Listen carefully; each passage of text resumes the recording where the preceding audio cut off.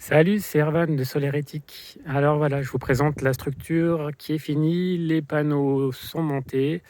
On a 6 panneaux de 200 watts polycristallins qui viennent de l'économie circulaire, donc qui sont du réemploi avec zéro impact environnemental. On les a sauvés du recyclage qui, lui, aurait pollué un petit peu. Voilà, donc ces 6 panneaux, ils alimentent un chauffe-eau qui est converti au solaire, un chauffe-eau électrique classique. Je vais aller vous le montrer juste après. On est le 21 décembre, c'est le solstice d'hiver et ils produisent à fond les manettes. Donc l'eau chaude de Sébastien va être chauffée gratos au solaire aujourd'hui, comme tous les jours de beau temps de toute l'année. Et donc même par un temps froid, là il gèle presque et la nuit il fait -6 en ce moment. Donc voilà, la structure là elle est en mode position hiver à 65 degrés. Je vous remontre, pour ceux qui n'ont pas vu la construction, à l'arrière, donc le système, on a des jambes de soutien qui sont encore pas scellées dans le sol, mais c'est pas grave, c'est du costaud, c'est du bien lourd, avec des poteaux de châtaignier, des écoins, de douglas, et il y a aussi des poteaux d'acacia, voilà, qui ont été prélevés sur le terrain. Et du coup, la structure est inclinable. Il y a des jeux de jambes qu'on change à chaque saison, au printemps et puis en été. En automne, on remet celui du printemps. Et là, je suis en train de vous montrer le système qui permet de faire pivoter la structure. Donc c'est tout bête, c'est des gonds de volets et des plantures de volets, voilà, qui tiennent comme ça sur des moellons qui sont scellés dans le sol. Donc une structure plutôt light en mode impact environnemental. Il n'y a pas trop de ferraille, pas trop d'aluminium. Juste des tire-fonds qui tiennent ici les jambes, des boulons ici qui tiennent les écoins, voilà. Donc ça a été un petit peu de boulot, c'est sûr, à fabriquer. C'est un peu plus long que d'acheter un kit tout fait, mais qui est super cher et puis qui mobilise plein d'aluminium. Donc là, on a du matériel qui est, on va dire, low-tech, sourcé localement, avec le moins d'impact possible. Juste un peu de temps de préparation et d'installation. Voilà, on va aller dans le garage, on va aller voir le chauffe-eau, voir si ça produit à fond ou pas, comme promis. À tout de suite. Et nous voilà dans le garage de Sébastien. Donc, c'est à peu près, il y a 20 mètres sur le terrain, une terrasse plus bas. On n'est pas à l'angle de la maison pour les panneaux, donc c'est pour ça qu'on les a mis là-haut sur la terrasse. Et donc voilà, on est près du chauffe-eau. Et donc je vous montre les différentes parties à nouveau pour ceux qui n'avaient pas vu les vidéos jusqu'à présent. Donc le câble solaire arrive par là. On commence par un sectionneur photovoltaïque en DC sectionneur voilà, DC qui permet de couper le courant, d'isoler les panneaux si besoin. On a ici, ben voilà, on voit qu'on est à pleine puissance, ou presque. Les panneaux, normalement, ils sont à 7 ampères de production en courant de court-circuit. Donc là, on voit qu'on est vraiment de façon optimale, hein, quand on est en charge comme ça. 6,4 ampères, on est au top. 136 volts, donc il suffit de faire le produit des deux pour voir qu'on est pas loin de 1000 watts de production, donc de chauffage. Pour 6 panneaux de 200 watts, voilà, qui ont un peu moins de 10 ans, c'est pas mal. On est vraiment à exploiter tout leur potentiel. Donc là, on a le commutateur de source. Donc là, on est sur la position 1. Donc comme indiqué, c'est que le chauffe-eau, la résistance du chauffe-eau est reliée directement sur les panneaux solaires. C'est du courant continu, mais donc il n'y a pas d'onduleur, hein. C'est du direct. Une résistance, elle chauffe très bien en mode en courant continu comme en courant alternatif. Donc petite remarque, hein, quand même, donc c'est pas n'importe quel panneau, les calculs ont été faits pour que la loi d'Ohm fasse que la résistance, elle lie tension et intensité, hein. Il suffit de faire la relation proportionnelle R égale U sur I, donc 136 divisé par 6, ça vous donne la valeur de la résistance. Donc c'est elle qui fait le lien entre les deux, et donc ces panneaux, ils n'auraient pas été choisis n'importe comment, c'est à cette condition-là que... c'est parce qu'ils ont ces caractéristiques-là qu'on en a mis 6 et pas 5 ni 7, qu'on est vraiment optimal dans leur production. On a bien les 6 ampères et un peu plus même du courant maximal qu'ils peuvent fournir. Voilà, alors le reste, ici on a le thermostat, donc ça c'est la particularité du système. Attention, hein, on ne fait pas n'importe quoi, il ne faut surtout pas brancher comme ça des panneaux solaires directement sur une résistance de chauffe-eau sans une protection particulière, et le danger il est là.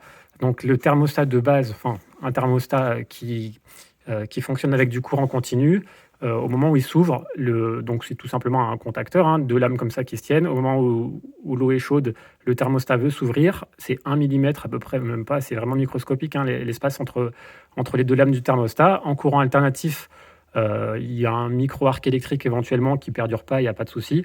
Avec un courant continu de cet ordre-là, on a un arc qui perdure, qui fait une soudure, et votre thermostat, il est grillé, il est soudé.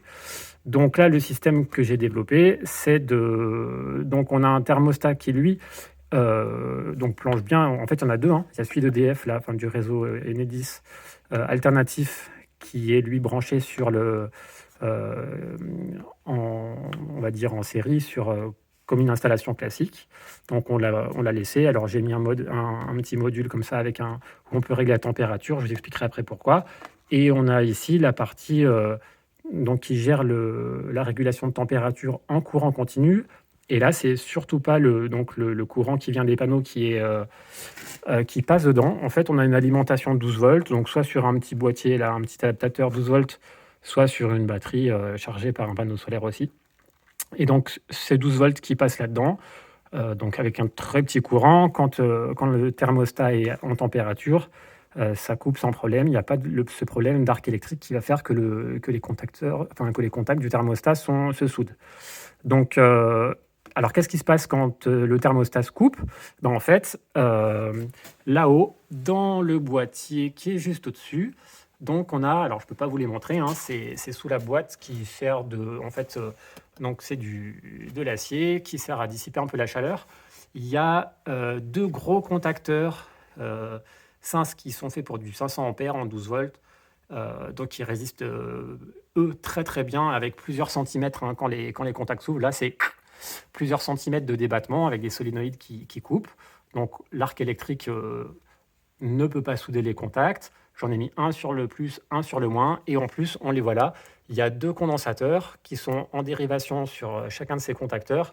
Donc, à l'ouverture, il y a quand même un arc électrique qui existe, hein, parce que là, du coup, on a les 6 ampères, 7 ampères qui, sous 140 volts, 150 volts qui passent, hein, dans ces contacteurs. Donc, au moment où les contacteurs s'ouvrent et que l'arc peut exister, en fait, les 2 condensateurs-là, chacun donc en dérivation sur les contacteurs, vont absorber c'est pas qu'ils vont absorber l'énergie, c'est qu'en fait, ils vont se charger et ils vont empêcher que l'arc électrique existe. Voilà, donc vraiment, sans ce boîtier-là, danger de faire une installation comme ça, connectée directement sur des panneaux solaires photovoltaïques en direct. Il y a danger de surchauffe dans votre panneau, dans votre chauffe-eau, parce que donc le thermostat serait grillé, surtout quand vous passez en mode EDF, hein. Si vous gardez un seul thermostat pour les 2 systèmes, ça va chauffer, et vous allez dépasser les 100 degrés, avoir trop de pression. Donc même si le groupe de sécurité est là, c'est dangereux. Voilà, donc là vraiment, on n'a plus aucun problème de sécurité.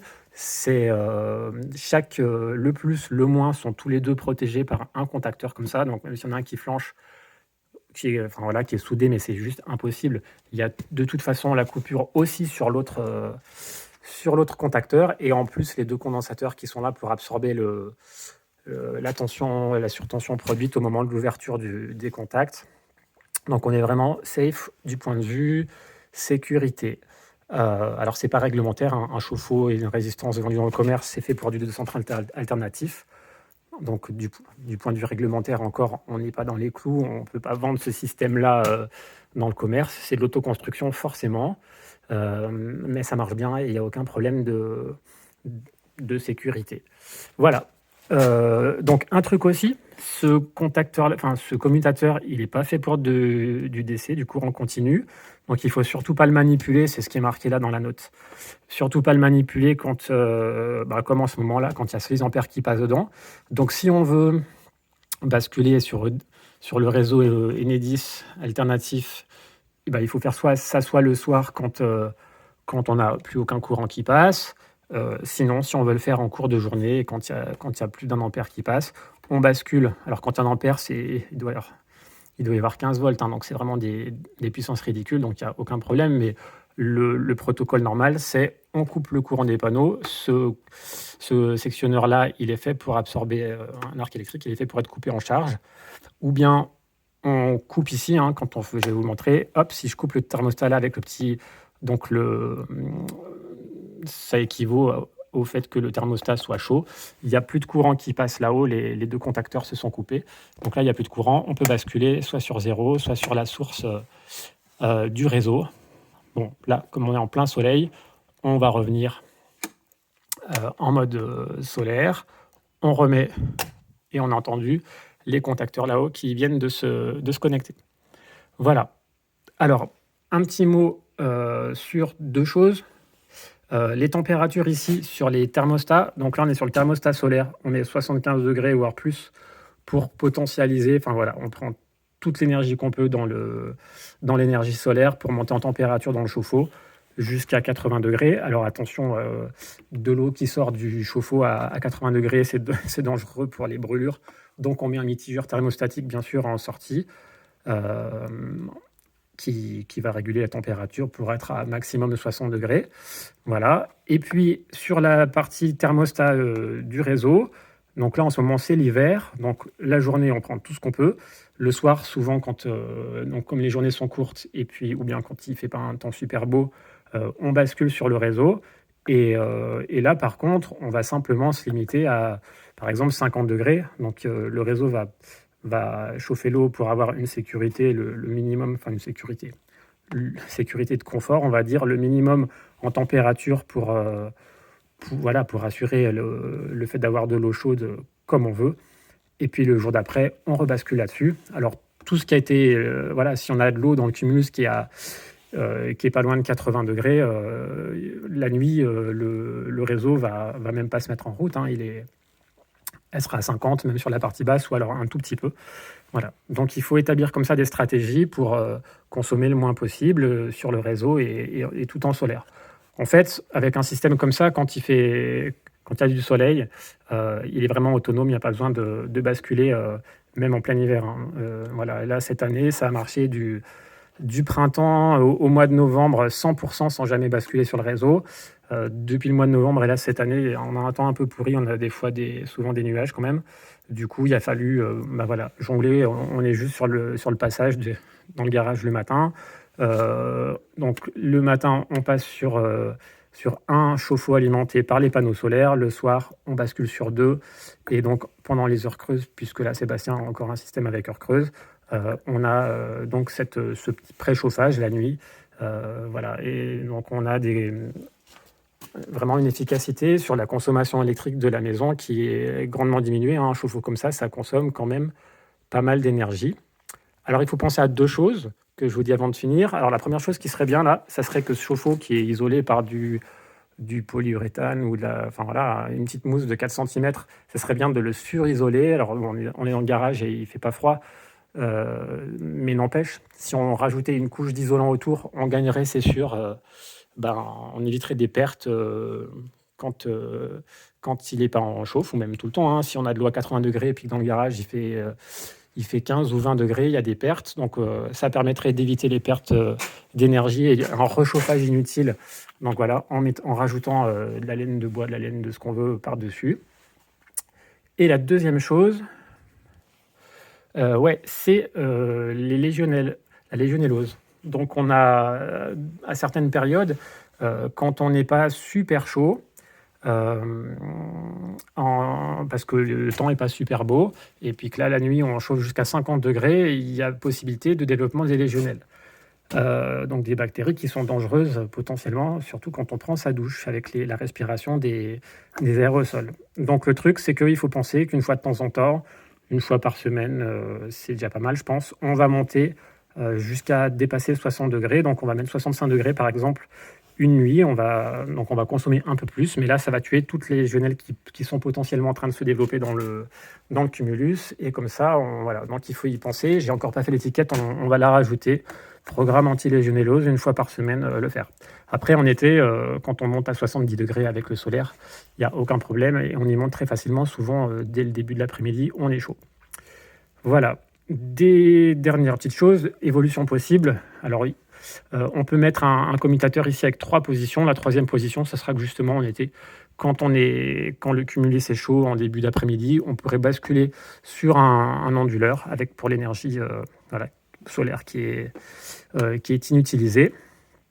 Ou bien même des jours entiers en fait, hein. On peut, souvent on surdimensionne le volume du chauffe-eau pour avoir de l'avance, hein, pour des éventuels jours de mauvais temps. Donc si on a un 250 litres ou 300 litres et qu'on est peu nombreux ou qu'on utilise peu l'eau, on peut se dire on met en chauffe un jour sur 2 à 80 degrés sur le solaire, et l'autre jour on bascule toute la journée sur un onduleur, et donc on rentabilise vraiment nos panneaux pour aussi alimenter la maison.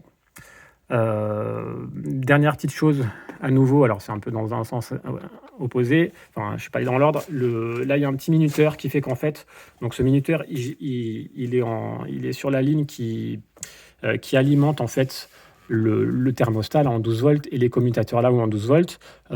Les commutateurs, ils consomment, comme c'est des solénoïdes, ils consomment 10 watts à peu près. Du coup, c'est pas rien, hein. Là, on n'est pas sur une batterie, mais même si on était sur une batterie, ça la viderait. Donc la journée, quand on a besoin que les commutateurs soient en mode régulation de température, bon, ils consomment ça, mais on en économise beaucoup par ailleurs. Par contre, la nuit, c'est inutile qu'ils restent connectés toute la nuit. Du coup, ce petit minuteur-là, qu'on a réglé sur les heures de lever et de coucher du soleil, enfin en tout cas d'éclairage des panneaux, vont couper le courant qui passe dans le thermostat et donc dans les commutateurs là-haut, dans les contacteurs là-haut, pour éviter de consommer 10 watts la nuit dès qu'il n'y a pas de soleil, c'est-à-dire quand même la moitié de la journée. Donc voilà dans l'ensemble, la platine avec en bas régulation de température, la commutation de source, le sectionneur qui permet d'isoler les panneaux si on veut intervenir ici, et puis tout en haut là-haut, hop, les relais qui permettent de ne pas avoir de problème de sécurité avec le courant continu de cette installation. Voilà, je vous ai présenté tout ça. Je vous dis à bientôt.